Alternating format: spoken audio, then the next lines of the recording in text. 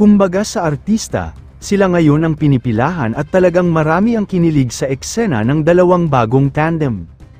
Nararamdaman ngayon ng mga viewers at supporters dito nga sa tambalang Mikris or kay Kalingap Mikoy. At kay Krista, bakit nga ba at meron talagang magnetic power?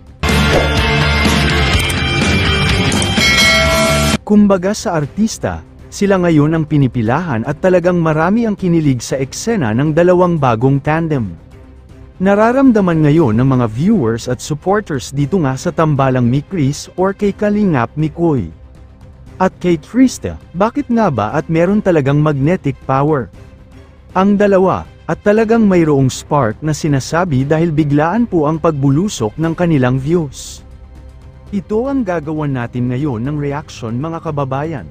Pero bago yan, ay nais ko po sanay i-like ang video na ito. At pakiusap lang po na sanay panoorin nyo muna ang kabuuan ng video na ito. At para inyong malalaman ang nilalaman nito hanggang sa dulo. At please suportahan po natin ang channel ni Kuya Val Santos Matubang, Ate Edna Vlogs, at Kalingap Rob. Maraming salamat po.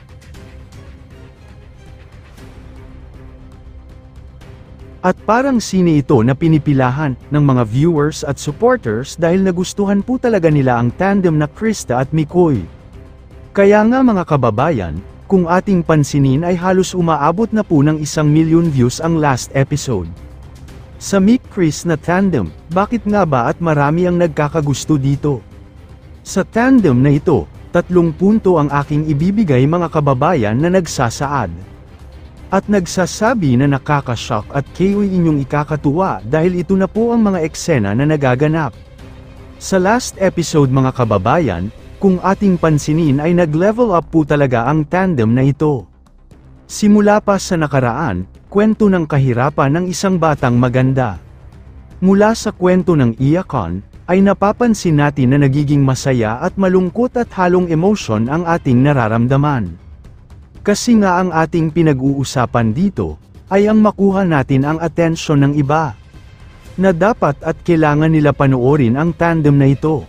Dahil nga sa napakaganda kasi ang kwento na meron si Krista.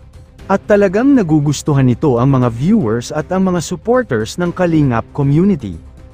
Pero dito kasi mga kababayan, mga Kalingap, ay lahat po ay nagbi-benefits dito. Lalo na sa beneficiary na ito, tandaan po natin na si Krista po ay isang beneficiary ng Kalingap, at isang kumbaga ay nawala sa kanya ang pag-asa na makaahon sa hirap, mga nakaranas siya na masalimuot na nakaraan, o mga nakaraan na talagang napakahirap kumbaga kung inyong isipin, at yung mga nakaraan ni Krista ay talagang napakahirap sa isang bata na ganun ang kanyang pinanggalingan, at ang ano at ganun ang kanyang naranasan. Dito po ay ating mapapansin at nagpapasalamat tayo dito sa Kalingap at na natuklasan nila siya, lalo na kay Mikoy, dahil siya po ay umaalalay dito sa kanyang tandem na si Krista. Kaya mga kababayan, unang punto dito bakit nagustuhan sila ng mga viewers. Ay dahil nga sa angking talino ng dalawa, meron kasing silang talino o sense of humor at talagang nakuha nila ang kiliti ng mga viewers. Dahil sa normal at kwela kasi si Krista, kumbaga ay sa artista ay talagang sila ay pinipilahan. Ay talagang nagugustuhan sila ng mga manunood, at dito ay parang blockbuster hit talaga tuwing upload dito. Kaya ito na yung bagong Beyonce, bagong Joy, at bagong Carla sa buhay ng Kalingap community. Mga kababayan, pangalawang punto ay bakit nagustuhan siya. Ay dahil nga po napakabait, at napakamaganda, at masunurin po talaga si Krista.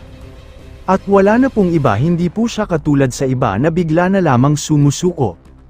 At lumisan at tumiwalag, sa Kalingap. Kung ating mapapansin ay dati po siyang beneficiary ni Tata at dahil dito ang kanyang ginagawa ay nandyan pa rin at talagang solid na benepisyaryo na matatawag natin sa kanya. Nagtitiis hanggang sa nakita natin siya sa Kalingap Rob na upload. Pangatlo ay super talented, masipag, at napakamabait na bata siya, at walang halong kaartihan, kaya masasabi ko talaga na malayo talaga ang mararating niya. Kayo mga kababayan, sana ay magbigay kayo ng inyong komento, reaction at suhestyon, para ating malaman ang inyong damdamin at saloobin at may parating sa Kalingap team, at mabigyan ng aksyon ang ganitong sitwasyon. Pero bago ko tapusin ay isang mapagpalang araw mga kababayan, lalo na sa ating ama na si Kuya Val Santos Matubang, Ate Edna Vlogs at Kalingap Rab. Maraming salamat po.